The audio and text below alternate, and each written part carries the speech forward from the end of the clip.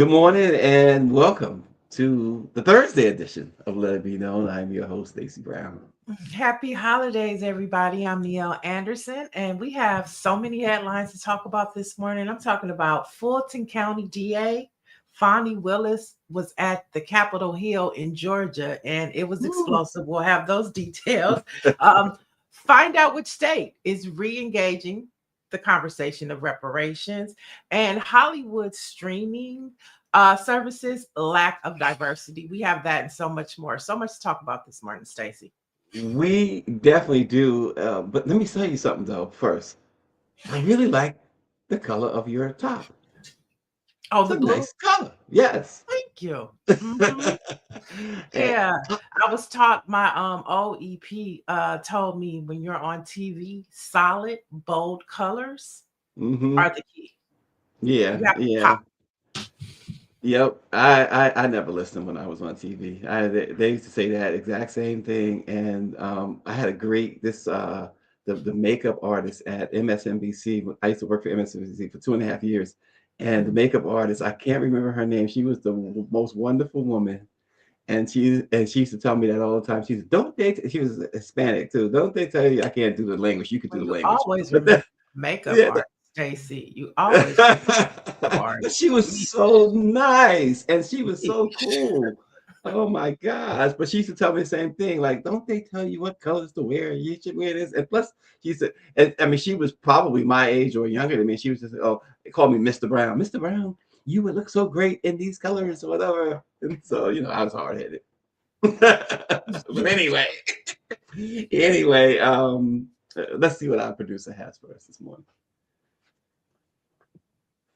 The chairman of the Federal Reserve, Jerome Powell, said that over the past several months, 4 or 5 months, the job creation numbers reported by the United States government are wrong by 60,000 jobs per month. Now, let's be clear. The government has been reporting that we're creating approximately 40,000 jobs per month. So if they're wrong by 60,000 jobs per month, that means we're losing jobs. Okay, here's what's going on here. The numbers are fake. That's what's going on. That in fact, what the economists were predicting about how bad the tariff policy is, how bad his bill that he put through Congress is, how terrible they are, weren't showing up in the numbers. And the reason is because the numbers were wrong. This is not a rich people's issue. This is a direct blow to the middle class of America, to working families in America. That's who this is aimed at. The rich people are fine. And if you look at Trump's bill was basically a wet kiss to big companies and rich people, a wet kiss. And by the way, they're golden. This is a statement that bill and his policies are a gut punch to working families. Today, the chairman of the Federal Reserve, Jerome Powell. Spot on, spot on. What more can you say, Mia? Yeah, I mean, he was definitely on. That was Tom Steiner. He's running for California governor. Let's get that hmm perspective out there. And so, yeah, you're going to hear him talking and having these conversations as he looks at trying to lead California. Because, of course, if he was to become governor, he would have to address the unemployment rate in the state of California. And so he was spot on. I don't know if he's going to win the governor's race here in California next year, but nevertheless, it was an important thing to say. And yesterday, we know you talked about the Black unemployment rate. hmm And we know if we're talking unemployment, we know what we say: when white folks catch a cold, Black folks catch pneumonia. And so if we're talking about jobs, we're probably the highest at the list. Yeah, you remember a few months ago, because he didn't like the jobs report coming out of his administration, he canceled it. We're not giving the reports. We're not doing that. And so I think Steiner is absolutely correct. These last numbers that we got, and I reported on those numbers too, um, is that I think he's correct. I think when they say the U.S. added just, I think it was like 62,000 jobs, is a very small number. Probably it was the other way around. It probably was minus. They lost even more. It wasn't a positive, that's for sure. So I think Stein is right. And as far as the governor's race, you're right. Do I see him going anywhere in that race? Now, obviously, you have a better insight on it than me, but no, I don't see him going too far in that race at all. But he definitely has the money. So if you're Black Press, definitely reach out to his campaign because he definitely wants to make sure he spends it. This is the best time to get money from billionaires and millionaires if they're running for office. Well, here's the flat out truth. Election time, and this is the biggest midterm election. We already in midterm season. I don't care what anybody say. We're in midterm season. The biggest midterm election season, perhaps in history. The money that's going to be spent, that is being spent. Listen, folks, if the Black Press doesn't give any, if they don't get any, right? Well, however you look at it, they're gonna throw it away. They're gonna spend it. They're gonna spend it. The Black Press doesn't get any of that money. It is criminal on both sides, the candidates and the Black Press. It's criminal. Well, that's why we're talking about it now. We're going to speak life into these things. Let's be proactive. Let's have these conversations. Let's be in these spaces. It's not just about the money, folks. Listen, we could use the money, but it's also just about the idea you're trying to reach certain people. So listen, you definitely want to reach Black folks. So let's get it on. Come to the table today. Stacy, Austin says you look appropriate. I'm not giving Austin any love this morning at all. He's always starting trouble. Austin's middle name. He was giving no, he's starting trouble. Niele, you got to read between the lines. Everything that man says. So now everybody knows who has the glass half full and who has the glass half empty. Why is this half full? Everybody knows right now. Listen. You remember Fred Sanford? That middle initial was always for something, and Austin's middle name right now is T for trouble. That's what. Okay. I'm not trusting Austin this morning. Do we have a producer's pick this morning? I think we just got it. Mr. Steiner. Oh, duh. You see how we're trying to move it along? Let's move it along. Every day Niele comes in talking about, it's the holiday time. She's already checked out, y'all. She's decorating her tree and making her chitlins. No, you know what? Me and my aunt were just talking about that last night, and she had the nerve to tell me that I was going to have to clean my own chitlins before I brought them to her house. Like, what? Listen, who could blame her? I mean, if she's going to clean hers, she might as well clean mine. Well, why don't you They're going all in the same pot. But that's neither here nor there. You just brought up chitlins, and I just had to say that. Okay. All right, folks. Did you see the continuation of the long-running car wreck that was on Pennsylvania Avenue last night? I mean, I didn't really watch it. I caught the lowlights. I won't say the highlights. I caught the lowlights. There was no highlights. But his much-hyped presidential address, I love what your governor, Gavin Newsom, said, tongue fully in cheek. Gavin Newsom said, and you know what he meant. He said many are saying that was a better speech than the Gettysburg Address. Well, it's because he stayed on script. There was no veering off to the left or the right. It was a nothing burger. It was a nothing burger. Okay, and utter disaster. It was a tossed word salad. But nevertheless, he was angry. Nevertheless, he read the teleprompter. I'll tell you that. He was so angry. And Newsom, of course, was only being facetious when he compared it to the Gettysburg Address. But the thing about it is, folks, in reality, in seriousness, he claimed that he's going to give these $1,776 checks to the military. But you know what? Remember when the girl, the lady handed out those checks? They were blank checks. That's all this amounts to. But Trump, of course, is always scheming.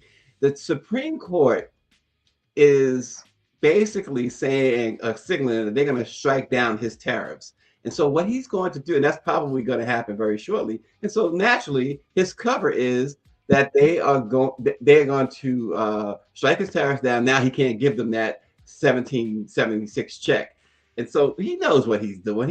This guy is, or he's maybe diabolical. Or maybe to the point, it was only selected TSA members that received those checks. Let's be clear about that. And he fumbled last night when he actually said that. And he said some military. So you don't know. I believe it's going to be some to get 1,000, but it's not going to get all our men and women of service who serve this country. So it's always the devil in the detail with him. Well, and here's some facts too. He didn't inherit historic inflation. Inflation was 3% when he came into office.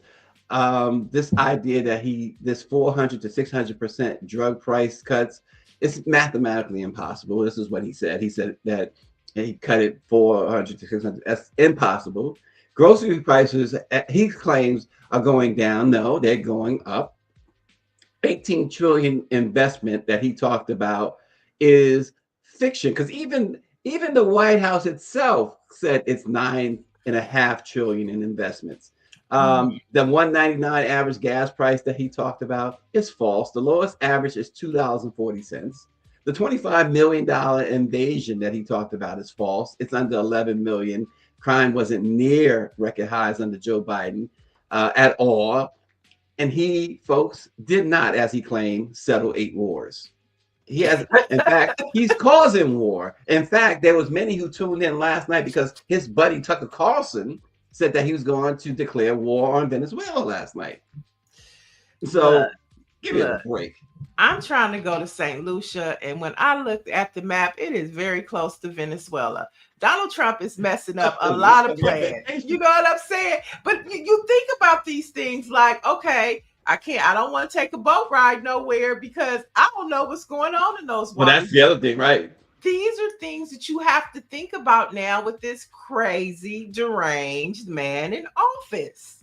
Jeez. Yeah, and those crazy, deranged people who are giving him his marching orders. It's just crazy. And it's also those crazy and deranged people who don't vote, those crazy and deranged people who, go vote independent. But right now, we need all the numbers we can have to get that man out of office. Listen, you got so many people. We'll get into this at the end of the show, but you got several people talking about chitlins, so just want you to know that. Well, we're half in and half out. It's holiday season. We half working. We're half dreaming of gumbo and meals and family and friends. Yeah, Nancy Wall says all tourism is not happening. Stay safe and keep your money. She ain't never lied. Dr. Mellon said he's gaslighting us, and Orange G says I was going to Trinidad for Carnival, but I will sit at home and drink OE for Carnival time. He's gonna drink OE and he's gonna put up some old JJ Fad videos for sure. And well, Orange G also he lives in a city where the closest thing to Carnival we have is Mardi Gras. So Mardi Gras is in February. You don't have that long to wait. Just head on down to Canal Street. Listen, he'll be all right. He sleeps very comfortable with all that money under the mattress. So his mattress is made of money. David Youngblood says I'll eat lots and lots of gumbo, but no chitlins. Well, I'm doing both, okay? Oh Lord, she's doing both. She's just mad she got to clean them, folks. That's all. Some moderate there is some hope because some moderate Republicans did break yesterday big time with their party and join Democrats in the House to force a vote on extending health care tax credits that help millions of people afford insurance. The move did weaken MAGA Mike Johnson, whose plan, folks, does not include extending those credits. The simple thing is this, and it's not complicated. It's not complicated at all. MAGA Mike and all of those extreme MAGA Republicans, they want as much money as possible, not saved, as they lie to us and say. They don't want to save it. They want to give it to the billionaires because all of it they redirected to this tax, not tax, but this well, this tax that helps billionaires. They are paying for uh, enriching billionaires. Your healthcare premiums are more than doubling, in some cases tripling, because it is to help pay for the billionaires, not to pay taxes. It's as simple as that. Well, David Youngblood says, I'm not optimistic. I'm now optimistic there will be an extension. And I think that's a valid point, because those four Republicans are the crack. And the thing about it is, Sydney Kamlager, who is a Congress member out of California, went live like right after they were able to get those four Republicans to sign. She said, but the only problem is Mike Johnson won't call the vote. He won't bring it to the floor for the vote. So now that they have the signatures, he's not going to call the vote. You know why? Because he's afraid there will be more Republicans, which goes to David Youngblood's point. It's optimistic. And Marjorie Taylor told us, okay, who knew? She told us that you're going to see a lot more of this happening. And the very next day, you found four. I bet you there's more. There's no doubt. There's no doubt there's more, because as we said already, it's midterm time. It's midterm election time. Everybody, this is where the race starts to heat up. We had Evan Turnage on yesterday, announcing here on this program that he's running against Benny Thompson on the Democratic side. But this is where it all heats up. And so these people want to keep their jobs. And the reason, so here's one of the many differences between the test Trump term, which was the first term, where he tested him and the Heritage Foundation tested the waters, and now they're acting on it. But the first time, see, they felt like, okay, we're going to stay with this guy because even if we lost our seats, he's going to take care of us. They don't believe that anymore. They don't believe he's going to take care of them. Marjorie Taylor Greene doesn't believe she now knows he's not going to take care of her. So now you've seen a 360. These folks are whatever it takes. Okay, whatever. Absolutely. It takes. Nancy Wall says, who can make him bring it to the floor for the vote? He has the power. He has the power. Yeah, and David is saying, and this is what David is saying. David is saying the discharge petition almost certainly means a flood of votes and a signal that the Senate will not be caught holding the ball. Yeah, it's a hot potato.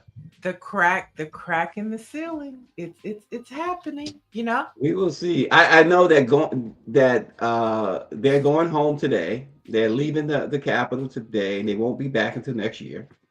But the thing about it is he has to bring it to the floor for a vote. The signatures are there. There's no way for him to scapegoat it. It's just not going to happen this year. Right. And so what the premiums, your first payment, January 1st, will be astronomical. Mm-hmm. And you will have hope that two things would happen, that when they do go for a vote, by that time, especially as the calendar continues to creep toward November of 2026, that they will definitely reverse themselves. And not only will they reverse themselves, your February payment will be back to what you probably can afford.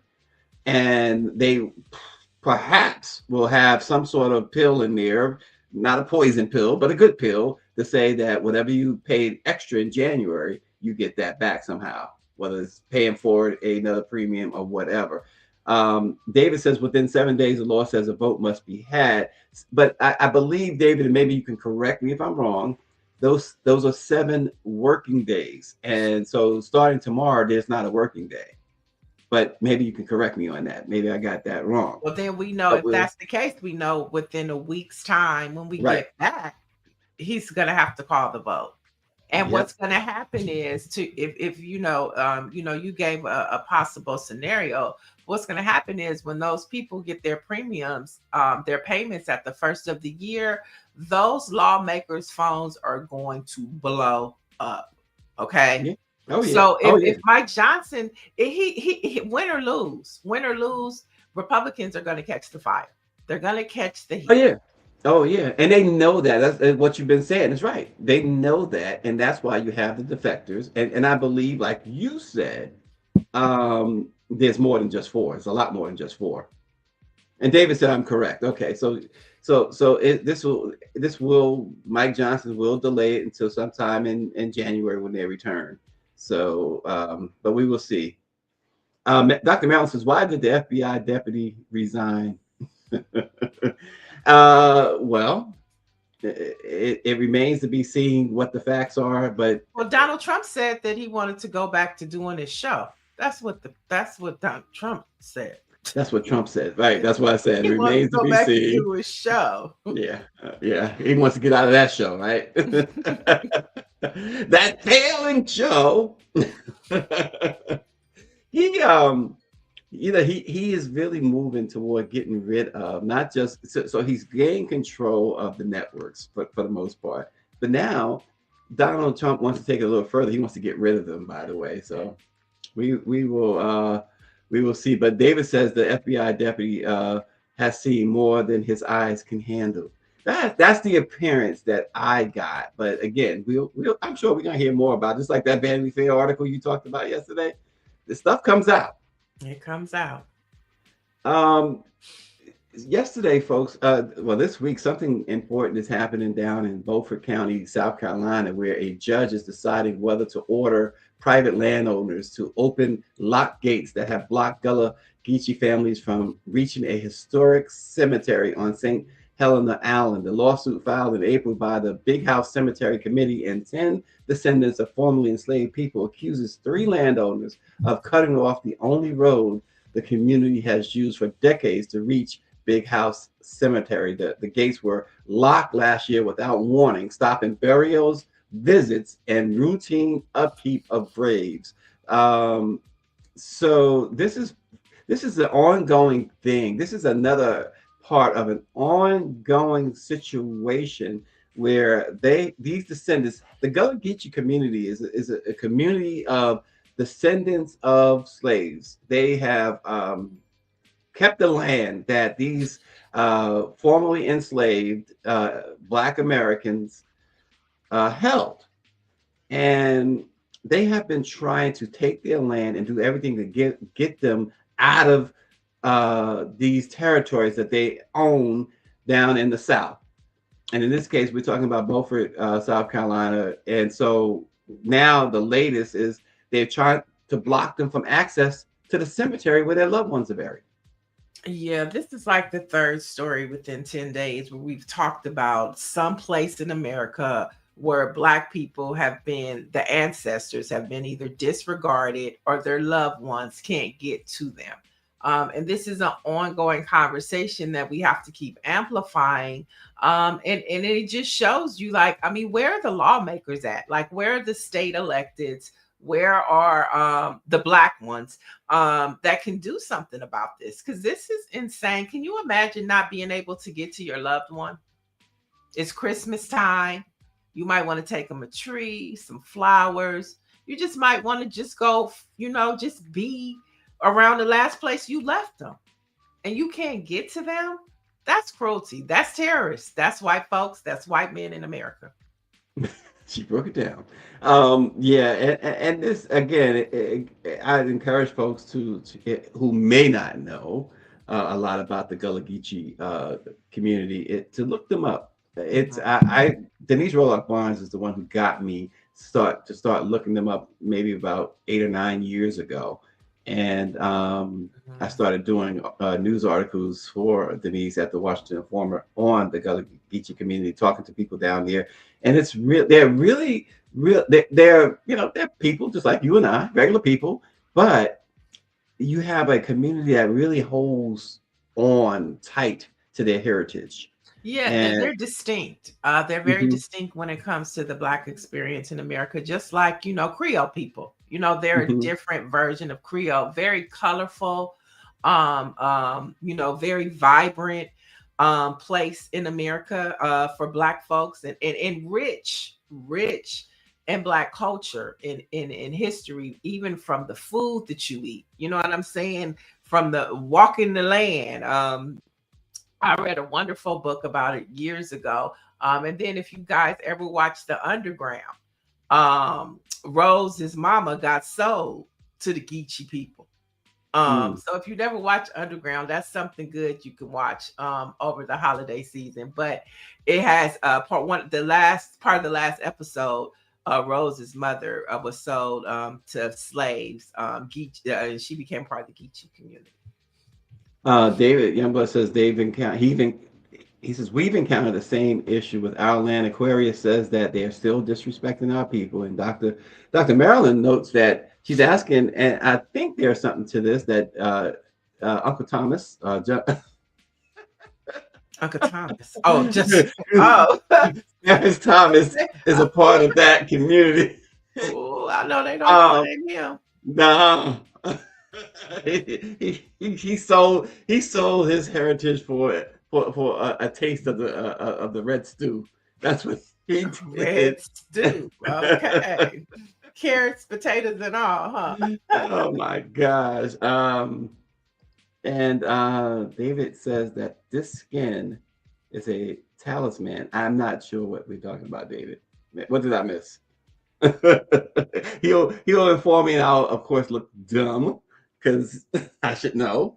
But anyway, in other news this morning, folks, and see again, when this ICE stuff began and all of these, folks, oh well, it's not the black people's fight. It's not the deportation. Well, a Black Georgia U.S. Army vet and a 50-year U.S. resident is facing deportation for some wild reason. This man, he was actually born in Jamaica, but he's lived in the U.S. for more than 50 years. Fought in the army, for the army, I should say.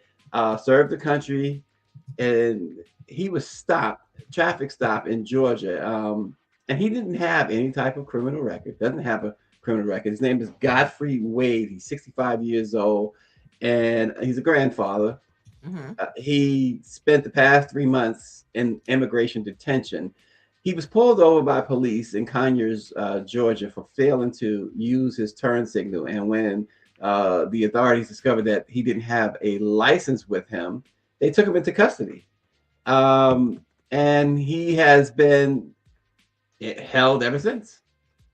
This guy has served faithfully in the military, and he was honorably discharged, retired, earned multiple degrees, and he began working as a master tailor and a tennis coach and a chef. And so he's lived a really good life.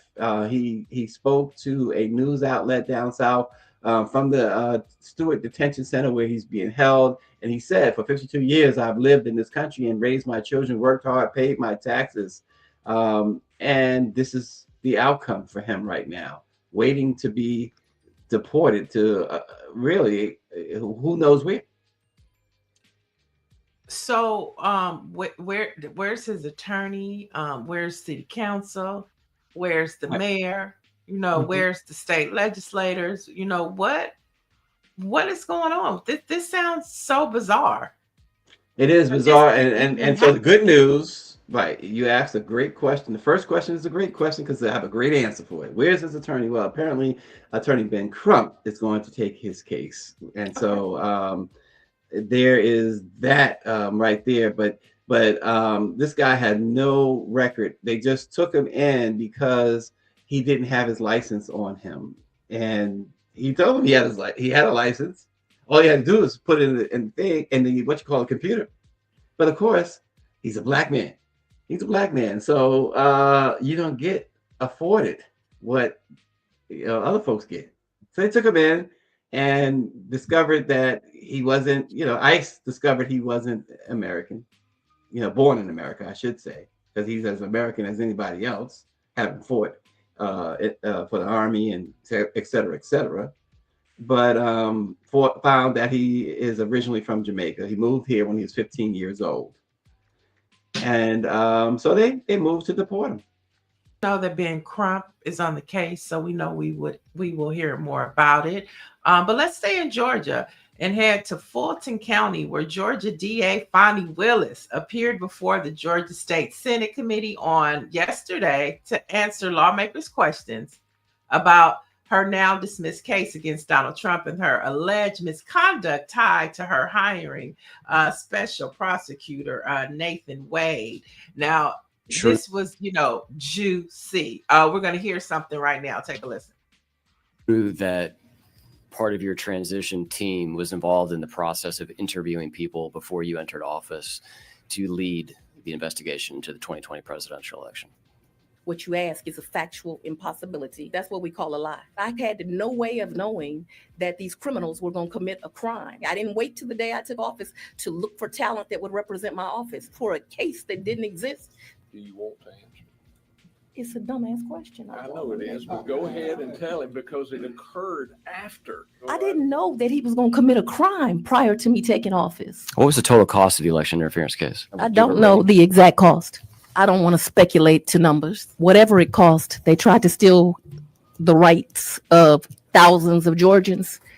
It couldn't have been enough. Has Mr. Wade ever prosecuted a RICO case prior to the election interference case? And Mr. Wade would be the first one in the office. He corrected their behavior. He taught them how to do this case. He was a leader to that team and a public servant. And for that, him like me has been threatened. You want something to investigate as a legislature? Investigate how many times they've called me the N-word. Why don't you investigate that? Why don't you investigate them writing on my house? Why don't you investigate the fact that my house has been swatted? What have you done, sir? Nothing. Is it true that across that 3-hour testimony, Willis said a lot of things. She also said these 19 people deserve to be indicted and referred to Trump and his allies as criminals. And at one point, they even cut her mic. And so, she went up there as unapologetic as she has been from day one. And they asked the questions and she gave them the answer, Stacy. RG said a factual improbability, better known as a lie. Add that to your vocabulary. I know I have. Exactly. And here's the thing. She stuck to her guns. She would not allow them to put words in her mouth. And she called it how she saw it. These are criminals. Jack Smith told Congress, was it this week, that Donald Trump, he had overwhelming evidence beyond any reasonable doubt that he committed crime. And of course, we know in New York, he was convicted on 34 counts. So these people are not, everybody's lying. Just like they say, everybody can't be lying when it comes to other things. Is all of these highly qualified lawyers, prosecutors lying? But it is her approach and it's her unapologeticness. That's what we want to see more of. I mean, and that's why, it's like, when you talk about Black women or people like Jasmine Crockett, y'all, some of these people are just mad because they don't have the guts to say what Fonnie Willis said. You want to ask me questions. Why don't you ask them about calling me the N-word? Why don't you ask them questions about swatting my house? You know what I'm saying? And it's like they always want to point the finger at us, but they never want to take accountability for being straight up racist and terrorist. And that was the question she was asking them. Why don't you ask them about their racism and why don't you ask them about those terrorism? Those are two important, significant questions, just as important as they think their questions are. But it was crickets. They cut her mic for that. Yeah, and the bottom line is she was just doing her job, and to be attacked so viciously for simply doing what you were put in the position to do is absolutely crazy. Insane. So I bet you they'll think twice before they call her back up for testimony, okay? Because she got the smoke. And in her words, with they dumb ass, okay? With they dumb ass questions. That's what she said. But let's hop over to Maryland lawmakers, where they have voted to create a commission to study potential reparations for slavery. And that's going to override Governor Wes Moore's veto. Now, the commission is set to examine a wide range of potential reparations, including apologies, monetary compensation, property tax, rebates, social services, licensing or permit fee waivers. And those are just among some of the suggestions that sound a lot like the things that California identified in that 1,100-page study that they did for over 2 years. And I think that is why Wes Moore vetoed this particular bill, because he was like, there's enough studies being done across the country. If you want to know the impact, read the studies and let's do some real tangible work. And so I think it's very clear that we understand that when we say he vetoed it. We don't need no more studies. You got to study. 100%. Exactly. This is exactly right. Wes Moore said, enough of the studies. Just where's the check? Let me sign the check instead of a bill. That's pretty much what Wes Moore was saying. Right. That's it. And I, 2 years, scholars, activists, Black lawmakers here in California for 2 years, open public hearings. Okay, open to the public. They did all of this assessment, all of this data, 1,100 pages. Read it. It tells you the ways of the impact of slavery, and it also gives you tangible ways to give reparations. You don't need another study. David Youngblood says, legislate for blacks what you've legislated for whites for 400 years. Yeah. I think that says enough. Well, I mean, and I think at this point, if they do a study, it shouldn't be longer than 6 months. It should be an assessment of what other states and other cities across the United States have done. They take in all of that data and come up with some dollars. Let's not take 2 years. Come on, let's get to it. Write the checks. Write the checks. And in more Maryland lawmaker news, history was made as Jocelyn Pena Melnick has been elected as the new Speaker of the Maryland House of Delegates. Now, Melnick is the first Afro-Latino and first immigrant to hold the leadership role. And she says after migrating to the U.S. as a child, her exposure to civil rights and law helped shape her path to public service. So, this is young what leadership looks like right now across the country. And that's what they want to stop. But it ain't stop. There's a lot more to this story that folks should read in the Washington Informer. I heard the Informer, what's his name? Godly. Austin, you still there? What in Prince George's County and Maryland talking about this last week. And the things that she did, she could have been speaker before, but for the greater good, she kind of stepped aside. She wasn't quite ready. Well, maybe not ready is not the right word, but it's a lot more that this young lady has done that you don't normally see in politics. And so you talk about somebody who is qualified and will really do a lot in that position. It's this young lady right here. Read the Washington Informer, folks, on this one. This is a really good story. Yeah, well, she is leading. She's in leadership now, and we'll definitely be keeping an eye out for her.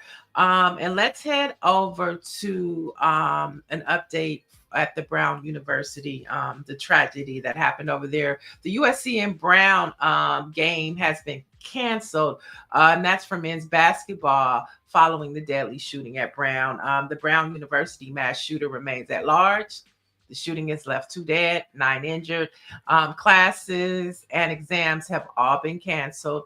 And so we just see the ripple effect of pain and tragedy that this has caused. And of course, we talked about earlier, or the question was asked, why did the FBI guy step down?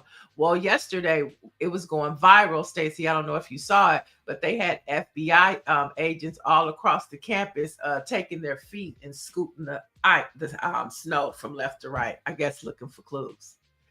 And they were like, wow. Oh my God. Yeah. Wow. And the thing is, like, at the school, there are cameras everywhere, right? How come we haven't been able to? Well, there was a blind spot. There was a blind spot. There was a blind And spot. there were no cameras. And there was a maybe one of the head or the board directors or the chairman or the president of the institution was on the news yesterday, and he was explaining that blind spot and where the cameras were on the other side. And so, yeah, there was a blind spot to where there were no cameras. Not the, you know. So all of the crime was committed in the blind spot? That's a great question. I mean, that's a great question. It's like, wow. But now I know that the latest is that they have identified a person of interest. They haven't released a name, but they supposedly know what this person of interest looks like or whatever. But they had to let the last person go, right? After swearing up and down that Right. they got the person. So you just So you don't know if you can trust it. You don't know if they're just saying that to take some of the heat off that they don't have a suspect. But I also, you also have to understand if that's the case, that's horrible, because sometimes, it takes a minute. Yeah. A lot of, like, remember the Boston bomber for the Yes. marathon? It takes a Yes. minute. So they can't succumb to the pressure because we're calling them incompetent to lie and put Yeah. like innocent people lives in jeopardy because you want to have a suspect. And Man. that's what this FBI is doing. It's like you're not trustworthy and Yeah. you're looking incompetent. Well, yeah. Well, you nailed it. They're not trustworthy, and they're very incompetent. By the way, the Washington Informer reporter that I was thinking of is none other than Richard D. Elliott. Richard is a hilarious young man and a very entertaining person to listen to, and very intelligent. And he covers all of that stuff in Maryland with the speaker and others, and he does such a fantastic job. So I had to like come up with that. Gosh, how can I not think of Richard's name? But anyway, if the RG says if the information is coming from Cash App Patel, don't believe it. He gets it wrong all the time. Cash App Patel, I like that one. All right, since we're speaking of colleges and institutions, UCLA's second annual Hollywood Diversity Report is out. And its findings remind us why DEI and affirmative action has always been important in America. Now, the report found that the top 250 current and library scripted titles from streaming in 2024, women and people of color face limited opportunities on and off the screen. Now, overall, about 92% of the scripted streaming series were created by white people. And 78% of that 92% were created by white men. Okay. And nearly 80% of the leads in most watched streaming comedies and drama were white actors. Where the black folks at? Where the people of color at? And this is important to note too, that streaming companies are not regulated by agencies like the FCC. That's why Netflix can kind of give Donald Trump the finger with this purchase that they want to do with Warner Brothers, because they're not regulated to have so many of this and so many of that. They do what they want, and that's why they're like, they gave Donald Trump the finger, and there's nothing that Donald Trump can do about it because there's no regulation for him. Right. Wow, but those stats are just it's America for you. 90% were white people, and 78% of that 90+% were white men creating the narratives that we see on streaming services. Oh boy, it's exhausting at times. Which takes us to our next story. When we talk about streaming and then we think about technology not being regulated by any agency, and then we talked earlier about AI and Donald Trump telling states, nope, we don't want no regulation. Now the Federal Communications Commission Chair Brendan Carr, which of course is the FCC, testified yesterday before a Senate committee and said the FCC is not an independent government agency. Now, the FCC has also removed independent from its website. And this is important to note because traditionally, the independence of federal agencies was seen as a way to insulate employees from political pressure and allow them to do their job impartially. See, this is part of only a small part of what we've been talking about how to fix this stuff once you've moved the circus out of town. And once this circus is gone, whenever that might be, it's a whole lot of fixing that the next president is going to have to come in, the next administration is going to have to come in and do. And to redo, because the FCC was functioning properly. You know, it wouldn't let a media company have a conglomerate. You know what I'm saying? And we were moving towards having regulations for streaming companies and technology. Yeah. It's a lot. And folks, it's been less than a year. It's been less than a year. It's a coup. This idea, and this is why early on when they were, we got to save democracy, folks. What do you mean save it? You got to go and reclaim it.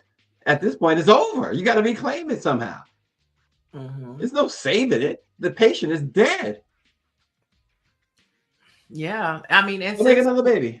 Yeah, and since we're in the conversation of media, I don't know if you guys have heard, but Rolling Stones bought the Vibe magazine, and because of that merger, it is coming out that many members of the editorial team from Vibe were laid off, leaving those journalists to navigate sudden uncertainty. And we know Vibe magazine was a curation of really Black culture.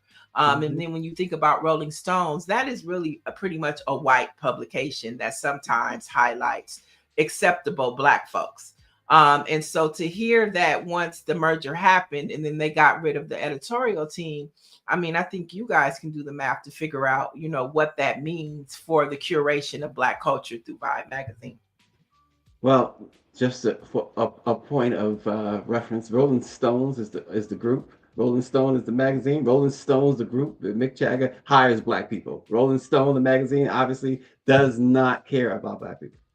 So this is a very important story when we talk about culture, right? Like, we don't really want to gloss over this because remember, listen, all of us on this panel was old enough to remember when Vibe came out and what it meant to the culture and what it also did for those Black journalists, especially hip hop journalists, that it allowed them to elevate to another level. There's nothing wrong with the Source magazine, the Rap a Lot and all of those, those places, but it allowed Kevin Powell, to move into other spaces that they would not have been able to move into as we talk about entertainment. Right. Yeah. I mean, Danielle. I mean, it's so many. Karen. Danielle did the R. Kelly. She was the one that busted R. Kelly out the wall. Right. That's right. I mean, really. And so and Vibe magazine was our Rolling Stone. Right. Yeah, Rolling Stone was not one of those publications. It still isn't that where a Blackface could easily, just get on. As a matter of fact, Torrey is on a rant about this right now.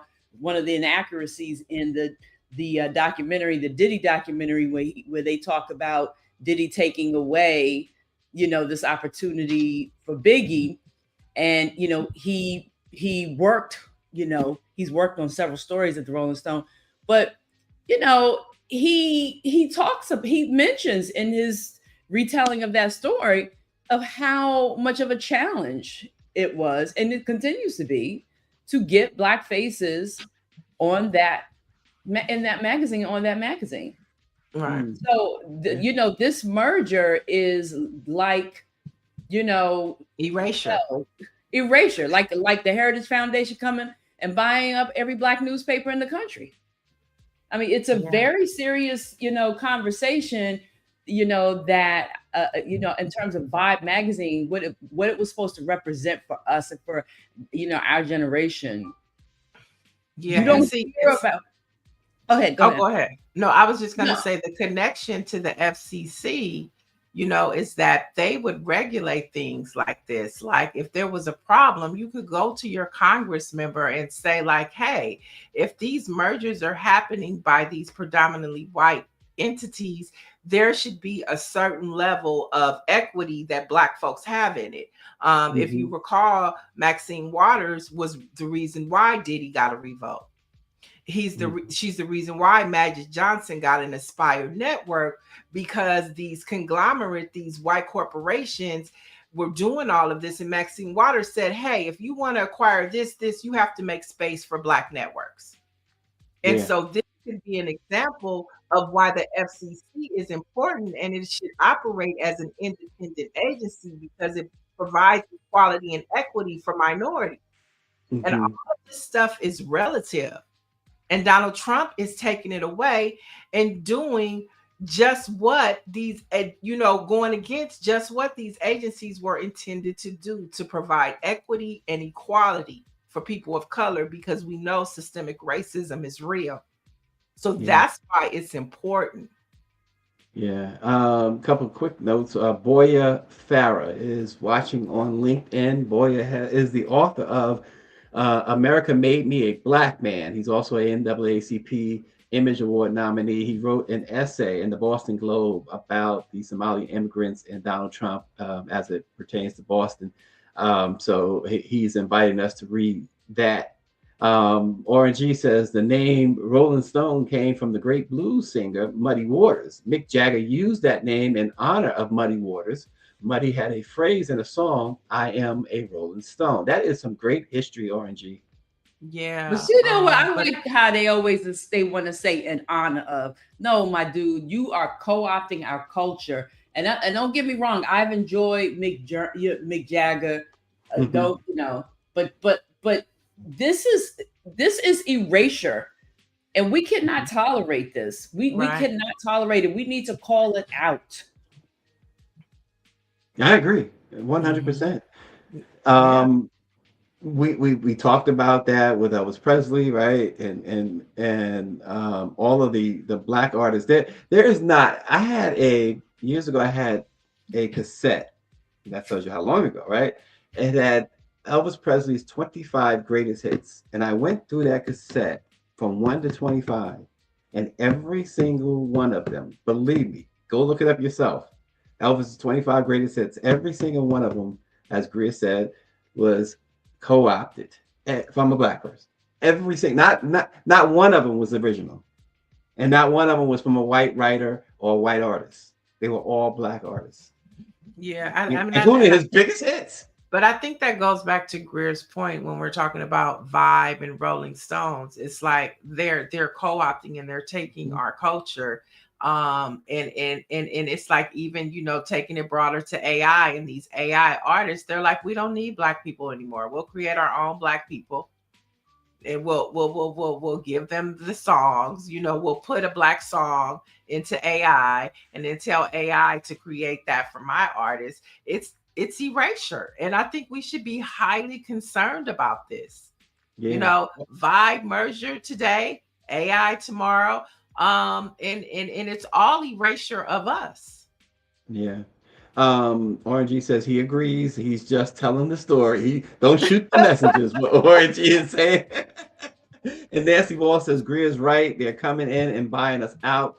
And she's also, Niele, asking what happened with Charlemagne. I mean, it's interesting, it's like, and you have to be very careful. Yes, we've seen for the past 2 days that Netflix announced their partnership with iHeart, and all of the iHeart podcasts going to Netflix. Yeah. But with that, the caveat is YouTube will no longer have those podcasts. Okay. So there's all of the iHeart podcasts, and it's the Breakfast Club. But let's be clear. The Breakfast Club is the Breakfast Club. It's not Charlemagne's Breakfast Club. So his picture could be on there today and be gone tomorrow. But the Breakfast Club is still going to be on Netflix. And so we still haven't heard about the contract. We did see that Howard Stern held out. Howard Stern was in the bidding war for his contract. He just signed his 3-year contract, but it was after, a bidding situation and back and forth. And so you can guarantee Charlemagne is in the same position, but we still don't know. He still hasn't said anything. And we know if Charlemagne had come to a deal and it was what he was liking, it would have been all over his page. And what does he say? I thank God for it all. He would have been posting it. I thank God for it all if the deal was done. Mm. Well, it's 12 days, 12 calendar days left, or 13. So we'll see. And I month. hope that Charlemagne gets the biggest deal he can get. You know what I'm saying? Mm-hmm. But that's not what we're talking about right now. We're talking about, does he have a deal? Right. Right. And speaking of, I touched on YouTube, our last headline for today. After decades of airing on ABC, the Oscars are moving to YouTube. Mm-hmm. And so ABC will continue to air the Academy Awards show through the 100th Oscar ceremony in 2028. But then in 2029, you're going to have to watch the Oscars on YouTube. I don't watch it at all. Yeah. You know what they should do for the last Oscar on ABC? They should have Will Smith hosting and then have Chris Rock walk up and smack him. I mean, look. The ratings would go through the roof. Exactly. That way ABC can say to Netflix, see? You see? This is so you mean to YouTube. To YouTube, yeah. Oh gosh. It's that listen, that sounds to me like my my YouTube premium bill about to go up. And see, these streaming companies, there's no regulations, y'all. They just free willy-nilly. Free willy-nilly. See, Big Willie style. But look at how but you see, Donald Trump is learning a lesson too, because he can't do anything to Netflix. Remember last week he said he was going to interfere with the merger, and Netflix laughed at him and told their shareholders, ignore them. We got this deal in the bag. Right. If they were regulated by the FCC, that might not be the case. That might not be the case. Yep, there you go. Here is some Black history, folks. On this date in 1865, the 13th Amendment to the U.S. Constitution, the amendment that abolished slavery, was declared in effect by then Secretary of State William H. Seward. So this is the day that the 13th Amendment was ratified or became into play. In 1865, it was declared. Give us our 40 acres and a Give mule. it to us. Give us our 40 acres and a mule now. I'll take my if you could get your 40 acres and a mule in today's time, what would that look like for you? What would your 40 acres and a mule? We know that it wouldn't be 40 acres and a mule, or it could be 40 acres and a mule. But what would it be for you? Well, the mule would be, a vehicle, right? So you think about a vehicle that you would want. And of course, the 40 acres, I'd want the 40 acres. I think instead of a 40 acres and a mule, I think I would want finances to build my business. And then I'll take it from there. So that's it's like reimagining what reparations looks like in this day and time. For some person that might be experiencing an ailment like cancer, their reparations might be full coverage of health care. You know what I'm saying? For some, it might be an education. And so it's like, we should be having those conversations too, reimagining what reparations looks like to us in this day and time. Right. Or G said, go ahead. You go first. He said his would be white folks leave me alone forever. Oh, wow. That might be harder than 40 acres in a mule. Right. Exactly. Oh my gosh. Right. That's a good question, though. Acres would be yeah. and a That's mule. a good question. And while we're doing that 40 acres and a mule, they had mules and 40 acres for this next Black History fact. In 1985, Steven Spielberg's adaptation of Alice Walker's The Color Purple premiered, and of course it starred Whoopi Goldberg, Danny Glover, Oprah Winfrey, and so many others. Of course, it was a culture classic. And when we're talking about 40 acres and a mule, Mr. had a mule. He had some acres. Oh He gosh. did. And don't go start what you did the other day. Go ahead, do it. Do the lines, No, Niele. I'm not gonna do it. I'm not gonna do it. Is she really about to do it? But that's a good holiday watch too. The Color Purple. Watch the old one and the new one. Oh, My look at favorite that. is always the first one. Look at that. Look at that picture right there. Wow. Look, that's where Fonnie Willis and Jasmine Crockett get it from. I'm not taking nothing from none of y'all white people. Period. Wow. She was not playing. Look, man. That's Suge, Miss Avery. You show is ugly. Well, But then her in the movie, we didn't catch it so much in this movie, but they were lovers. Suge and Celie was lovers at one point in the book. right. But we didn't catch that in the first one. Well, I think you could. When you look back, It was very subtle. It was very subtle. Very subtle. But It was in very the subtle. new one, right. it was more relevant. Yeah. I didn't see the new one, but I remember that from the first one, from the original. It was Very subtle. Yeah. But if you watch the new one, they had a relationship in the new one. Dr. Marilyn said her 40 acres and a mule would be free education for her son as high as he wants to go and 0 property taxes for her. See? There you go. Oh, wow. That's yeah. Wait. It's got some pushback on your favorite Color Purple there. Lauren Burke's Black Virginia News says that it was the worst movie ever and the worst book ever. Why so? Tell us more. Why do you say that? Look at that. That was the classic scene. I mean, come on. Worst movie ever? She said there is no worse depiction of Black men than in The Color Purple. I mean, was there some truth to it? I mean, that could be somebody's truth. That could have been Alex Walker's grandmama's truth. I mean, I guess Suge's daddy was me too, because she said, I was married now. Goodness grief. But I think that was the criticism at the time, if we all remember. But the reality is that was what it was during that time. You know what I mean? For women, right? I mean, white folks gave their daughters away too. It wasn't just us. It was about economics. You know what I mean? I remember my grandmother telling me a story about a situation that happened with a family member. And I was like, did they kill, I'm listening with bated breath. It was a kid, she's telling me a story. And I said, did they kill him? And she said, no, because their cousin she was pregnant, and who was going to take care? And she was a young girl. Who was going to take care of them? Right? This man needed to be handled, in any other circumstance would have been murdered.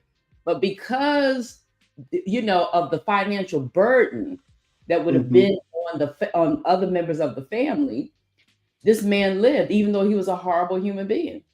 So I'm just saying, like, it was the times, right? Yeah. And I thought the movie was, that movie, it was excellent. I mean, we were much younger then, so we were but it was an excellent movie. I think it spoke to the times. Yeah. There are a lot of.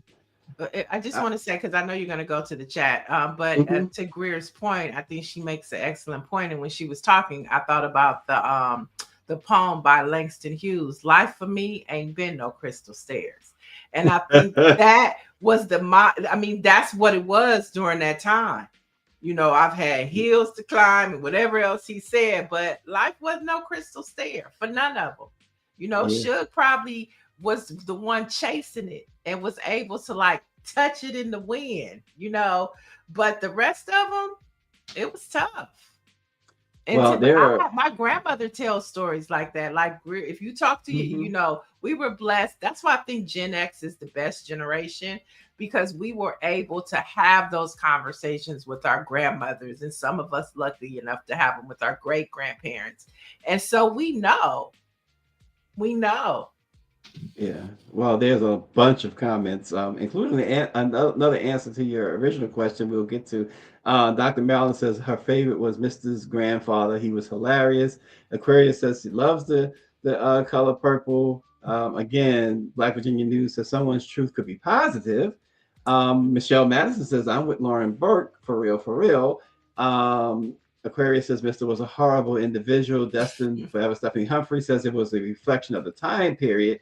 And again, Hollywood loves negative depictions of Black men.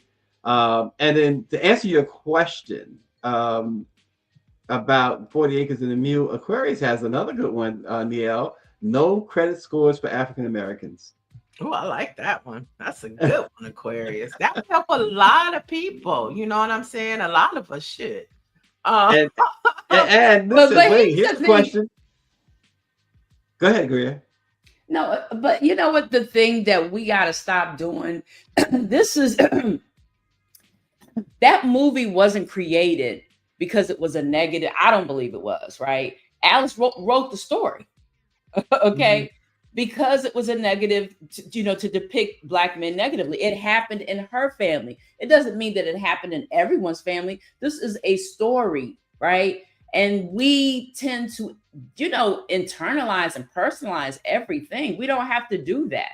But it was beautifully crafted, right? Alice was involved in it.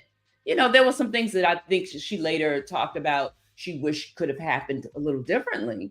But for the most part, that's real. That's the thing that launched Oprah Winfrey, her acting career, even, right? Well, I'm gonna say this. Here's what I agree with what Lauren is saying. This is the one point that I can totally agree with. She says, would Spielberg do this movie on his own kinfolk? She says, hell no. And I think, didn't he do Schindler's List? Wait, yeah. But what I'm gonna say is the problem that the one problem I share is a Black filmmaker should have done this movie. One did. The second rendition was done by a Black person. And the reality is also Spielberg had the cachet to be able to do this film. That part. Wait, you got to remember, we didn't have. This was before we had before Spike Lee. No, that wasn't before Spike Lee. He did that. What's this before? Spike Lee had he was doing that was a student film. He was not relevant at that time. I wouldn't have won. Spike Lee couldn't have did The Color Purple. Okay, we don't want to see that camera shot. Wait, I'm not a Spike Lee fan. I'm not a Spike Lee fan. I like Spike Lee, but this wasn't his type of movie. This wasn't his type of movie. Well, no, it wasn't. But what I'm really speaking to at that time, the only person that was in entertainment, right, that had the influence in that era might have been Bill Cosby. Now that I think about it, I'm trying to think about him. And Cosby never did anything like this.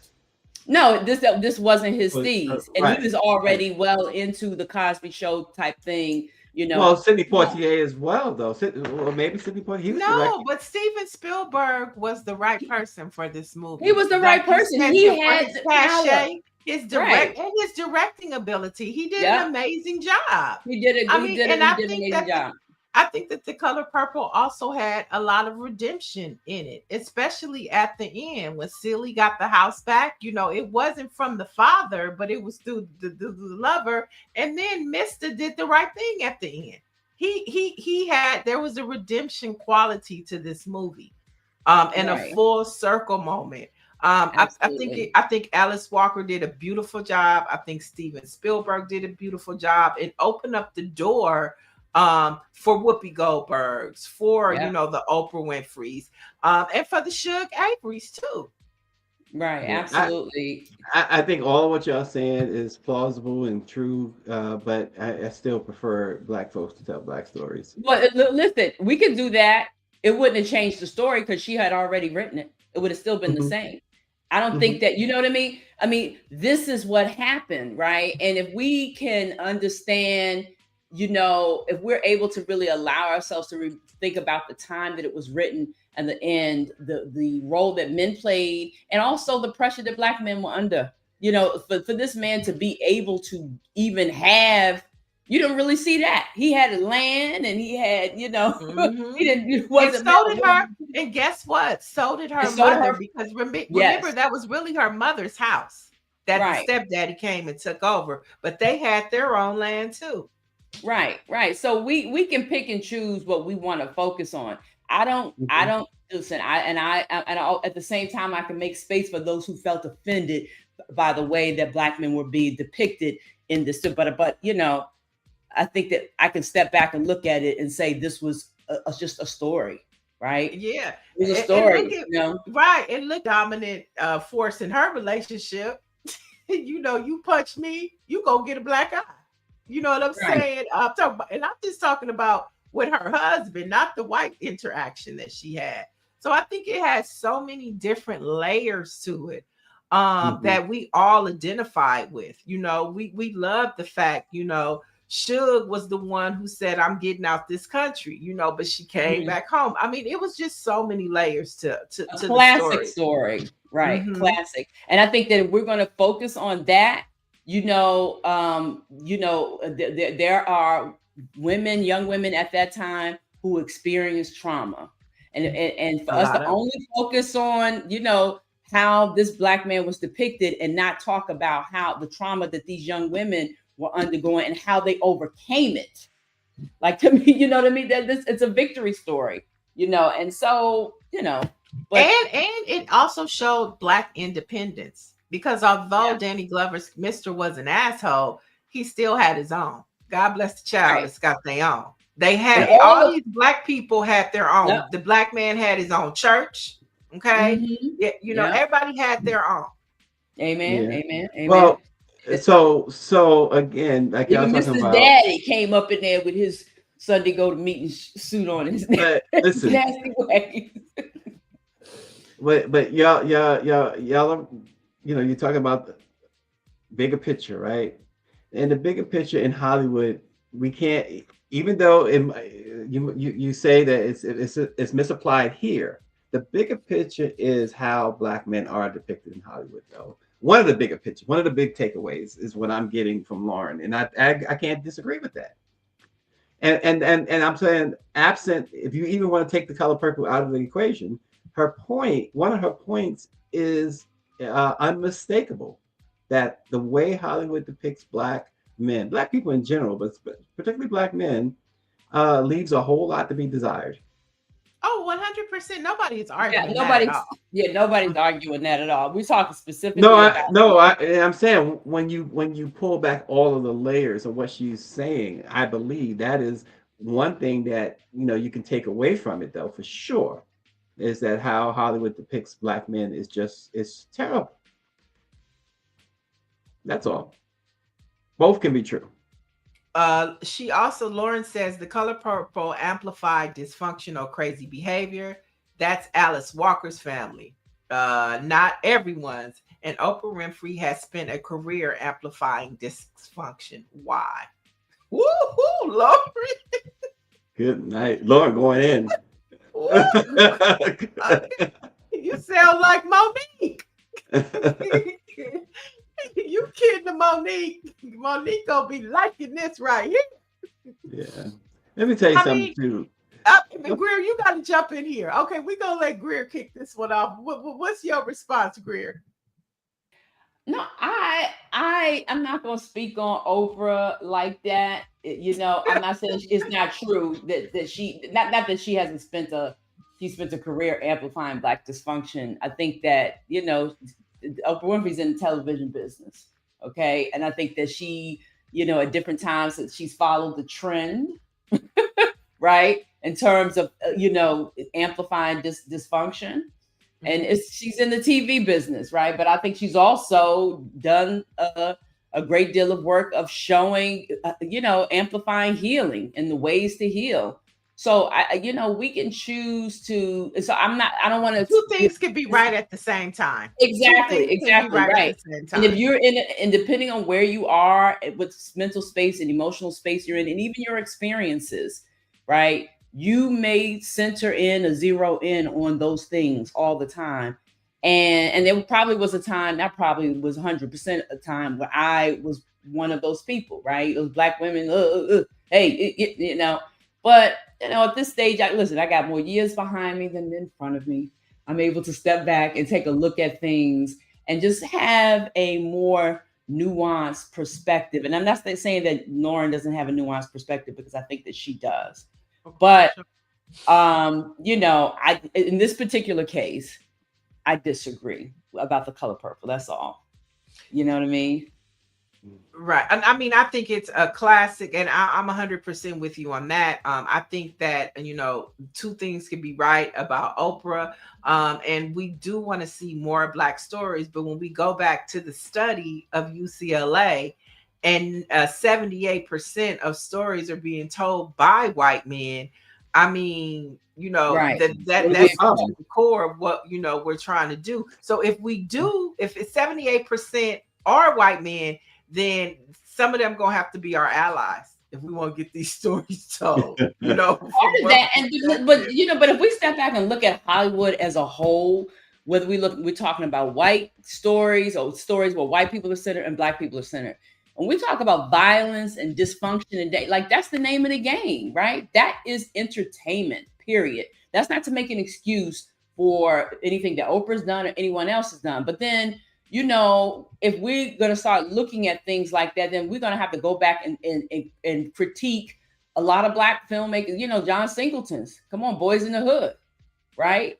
You know what I mean? I mean, there's several ways that you can look at very classic, you know, cult Black movie, and this was a Black movie, right, made by a Black, you know, director who was sharing an experience, right?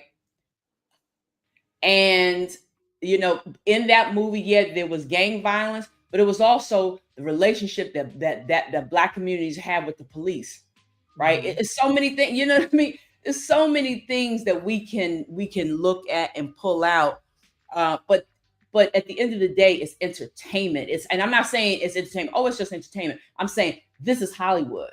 And you got a lot of brothers who want to talk about other things who are MCs, but you know, the man that's giving them that check to get them out of their situation, out of the jam that they're in, don't want to hear that. They want to hear about gangbanging and, you know, your baby mama and, you know, and sex and drugs and rock and roll. Like, that's what they want. And people trying to get out of that. The thing that we got to do is help us get out of a situation. We got to make a decision collectively, right?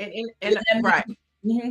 Go ahead, baby. No, I was gonna say, you know, just, you know, jumping in, it's relative. It's also how they see us, you know, and a lot of that conversation, you know, we've talked about, you know, the Oscars a little bit. It's like how they see us as winners. You know, remember there was huge conversation around Denzel Washington winning for Training Day, and you look at his body of work, right? But he wins for depicting negativity of Black men. You could look at Halle Berry. There was a lot of controversy around the role that she won Best Actress for. You know, she was basically a white man's whore. Mm-hmm. Right. And so, you know, I think it's all relative. I want to say this quick before we leave this top. What's his name? This plays Mr. Danny Glover. Danny Glover. He's a Pan-Africanist. He is a Pan-Africanist, right? So, like, you know what I mean? So when we think about some of the people that played in Color Purple, for instance, we respect their work that they do outside. This man is a Pan-Africanist. He played. And we're talking about our own. You know, you said Pan-Africanist. He has the Pan-African Film Festival. So, you know, I mean, just to bring this whole thing full circle, you know, if we want to amplify our Black stories, you know, let's start with supporting our Black Film Festival and the Pan-African Film Festival, which is here, which he co-founded with the Pan-African Film Festival organizers. It happens every year in February, you know, and if we want to see ourselves depicted in certain spaces and places, we have to support those bodies of work. And that has to happen too. Right. I mean, I think there's criticism about a lot of these things to go around, and you know, just because we're often the victims don't mean we ain't sometimes the victimizer. Let's keep it real. Let's keep it real. You know, I'm just saying, if we're going to do that, we're going to. And the thing that disturbs me is whenever we get in a jam, we're constantly saying, what is somebody going to do? No, what are you going to do? Tessie said that last week at Jeezy's thing. At Dr. Wes Bellamy's book thing in Atlanta. She's like, you know, you people always talk about what somebody going to do. What are you going to do? Right. To change the situation, if this is how you feel. I'm not talking about this, but you know the color purple thing, but I'm just saying in general, that's something that we need to work on. You know, I'm not, if we can't expect, if I want to see a different film, I can't expect Steven Spielberg to do that. I got to be able to get that money from one of my people if I want to tell the story the way I want it told. You know what I mean? Or I got to come up with the I got to sell some cake. Or Steven Spielberg can be an ally and help you make your movie. Right. Oh, right. He can be an ally like he did in this situation. Right. And oftentimes we haven't been able to move and operate in this country without those allies. Right. So I I get it. I respect people's feelings about it. Right. And but I just have I disagree. And one more, Lauren Burke says Halle Berry and Precious, really Precious is Mama Monique. Monique won an Oscar, but look at the role it was for. Says it all about what Hollywood wants to show when it comes to Black people. Thankfully, Color Purple got no Oscars, Lauren. You cold. You cold. There was some Oscar-worthy acting going on in The Color Purple, Lauren. Then they asses off in that movie, okay? Oh gosh. I'm sorry. Whoopi Goldberg nailed Celie, okay? She nailed it. Oprah Winfrey nailed it. Danny Glover nailed it. We hated Mister. We hated him. It wasn't even enough that he brought Nettie home. We still hated his ass. That's acting. That is some good acting, okay? Yep. Well, anyway, tomorrow the Epstein's file is supposed to come out, so let's get ready. We're gonna have popcorn and coffee tomorrow. But in between time, if anything breaks, we know that Lauren, Stacy, April, Ryan are gonna bring it to us. So be sure to tap in all day to BlackPressUSA.com. We'll see you tomorrow.